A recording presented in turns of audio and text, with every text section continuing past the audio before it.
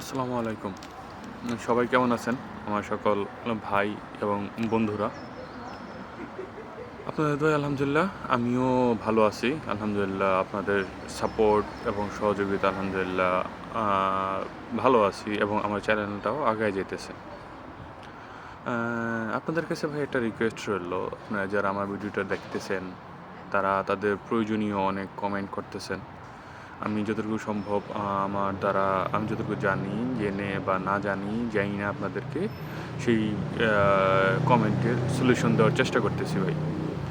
তো ভাই অনেকেই আছেন আমার ভিডিওটা দেখতেছেন, লাইক করতেছেন, কমেন্ট করতেছেন এবং সাবস্ক্রাইব করতেছেন এবং অনেক আছেন ভাই শুধু দেখতেছেন, আমার চ্যানেলটাকে সাবস্ক্রাইব করতেছেন না।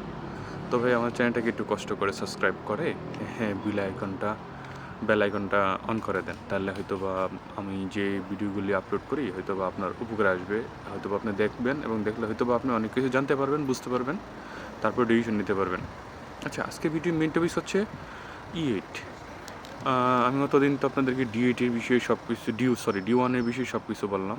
এখন আপনাদেরকে ভাবলাম যে E8 বিষয়ে একটু বলি। মানে সিজনাল বিষয় যেটা অনেকেই মানে দেখতে পারতেছি অনেক ভাই কমেন্ট করতেছেন যে আপনারা E8ও আসতে চাচ্ছেন। আসেন, অসুবিধা নাই। কিন্তু ভাই কথা হচ্ছে E8 আসলে বর্তমান যে পরিস্থিতি সেই পরিস্থিতিতে আপনার ফিঙ্গার নাও হইতে পারে। আচ্ছা, আমি আপনাদেরকে বিষয়টা বুঝিয়ে বলি।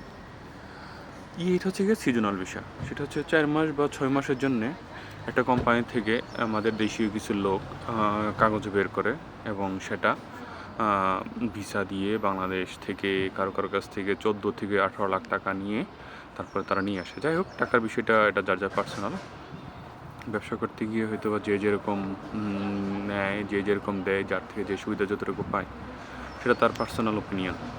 যাই হোক, যেটা বলতেছিলাম যে আসলে বর্তমানে E8 আসলে যে সিজনাল ভিসা যেটা 4 মাস বা 6 মাসের যে ভিসাটা সেটা বর্তমানে আসলে আপনার আমার মনে হয় না যে ভালো হবে। কারণ হচ্ছে আমার অনেক বন্ধু তারা আসছিল ফেব্রুয়ারি বা মার্চে। তারা ফিঙ্গার দিতে যেতেছে, তাদেরকে নিষেধ করা হচ্ছে যে তাদের ফিঙ্গার হবে না, তাদের ভিসার মেয়াদ চলে গেছে, তাদেরকে চলে যেতে হবে। তারা দুর্ভাগ্যবশত 70 করে নাই। বর্তমান তো 70 বন্ধ, আপনারা সবাই জানেন। 70 ছাড়া তো আপনার ফিঙ্গার হবে না, তাই না? আপনি শুধু ভিসার পারপোসে আসেন। এখন ভিসা ছাড়া তো আপনার এখানে ভিসা যখন মেয়াদ শেষ হয়ে যাবে তখন তো আপনাকে এখান থেকে চলে যেতে হবে। মানে বর্তমানে যে নিয়ম সেই নিয়মে এটাই বলতেছে ওরা, যে তোর বিষয় মেয়ে শেষ হয়েছে, তুই এখান থেকে চলে যা, অন্য কোন থেকে চলে যা, নাহলে তুই তোর দেশে চলে যা। এরকমটাই বলে আইমাতে গেলে ফিঙ্গারের জন্য। তো আপনারা যারা এখন আসতে চাইতেছেন E8-এ তারা একটু বুঝে শুনে আসবেন যে কার্ড হবে কি হবে না। এই 90% ধরে রাখেন কার্ড হবে না। ঠিক আছে, আমি কথাটা সরাসরি বলে দিলাম। এবার আপনারা যাচাই বাছাই করতে পারেন। আমি যতটুকু জানি বর্তমান যে পরিস্থিতি সেই প্রেক্ষাপটে বলতেছি। জানি না আজকে থেকে 2 মাস পরে বা 6 মাস পরে কী হবে। তো যারা এখানে আসছে, জানুয়ারি বা ফেব্রুয়ারিতে যারা আসছে তাদেরকে একটা সুযোগ দেওয়া হবে যারা জুন বা জুলাইয়ের আগে সোশ্যাল নাম্বার এবং ফিস আপনার নিফ নাম্বার যারা করতে পারছে তাদের জন্য হয়তো একটা সুযোগ দিবে। যারা সোশ্যাল নাম্বার, ফিনান্স নাম্বার বুঝেন না তারা বোঝার চেষ্টা করবেন। এটা হচ্ছে ট্যাক্স নাম্বার। এখানে এটা হচ্ছে আপনার ট্যাক্স আইডি নাম্বার, একটা হচ্ছে আপনার সোশ্যাল সিকিউরিটি নাম্বার যেটা বলা হয়, এটাও একটা ট্যাক্সই। তো দুই ধরনের আর কি। তো এই দুইটা নাম্বার যাদের জুনের আগে হয়েছে তারা হয়তো বা ফিঙ্গার দেওয়ার সুযোগ পাবে। তাছাড়া অন্যান্য যারা তারপরে আসতেছে বা এখন যারা আসবে E8-এ তাদের বিষয়ে এখনও পর্যন্ত তেমন কোনো সিদ্ধান্ত এখন দেশের সরকার বা দেশের ঊর্ধ্বতন যারা আছে এই ডিপার্টমেন্টে তারা নেয় নাই বা দেয় নাই। তো যারা আসতেছেন E8-এ তো তারা বুঝে শুনে আসবেন। বর্তমানে 70 টোটালি বন্ধ। 70 ছাড়া তো আপনি এখানে কাগজ করবেন কীভাবে? 70 বন্ধ। আর আপনার ভিসা 4 মাস বা 6 মাসের যদি মেয়াদ থাকে, মেয়াদ শেষ হলে আপনাকে চলে যেতে হবে। বা আপনার মনে হয় না যে ভালো কিছু হবে আপনি সিজনাল বিষয়ে আসলে। অনেকে অনেক কথা বলে, আনার পরে এই করে দিবে, ওই করে দিবে, বহুত কিছু বলে ভাই। কিন্তু এখানে প্রেক্ষাপটটা একটু ব্যতিক্রম। বর্তমানে পড়তে গেলে আইন কানুন এবং নিয়ম নীতি খুবই স্ট্রিক্ট হয়ে গেছে। তো সেক্ষেত্রে বিবেচনা করে পা বাড়াইতে হবে। ঠিক আছে? এখন কথার কথা যদি এমন হয় যে 70 বন্ধ করে রাখছে আর তাড়াতাড়ি সুযোগ দিল না, 2 বছর, কথার কথা 1 বছর 2 বছর চলে গেল।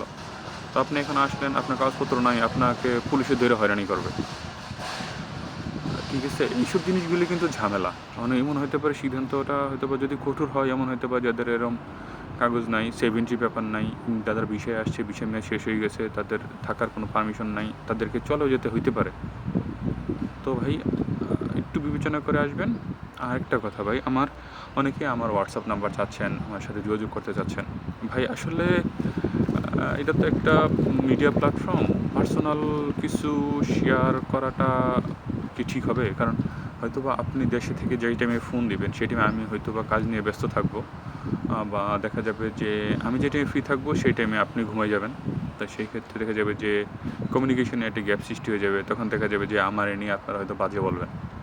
অনেকে দেখতেছি নাম্বার চাইতেছেন। নাম্বার হয়তোবা আমি বেশি কিছু বলি না, সেই কারণে আমাকে নেগেটিভ কিছু বলার চেষ্টা করতেছে। তো এসবের ধার ভাই আমি ধারি না। আমার যেটা ভালো মনে হচ্ছে আমি সেটা করতেছি। যাদের কোনো ইনফরমেশন দরকার হয় আপনারা কমেন্ট করবেন। আমি অবশ্যই আপনাদের কমেন্টের উত্তর দিব। আর আমার চ্যানেলটাকে সাবস্ক্রাইব করে দিবেন। তো শেষ কথা আমি এটাই বলতে চাই যে ইএটে বর্তমানে না এসে একটু অপেক্ষা করেন।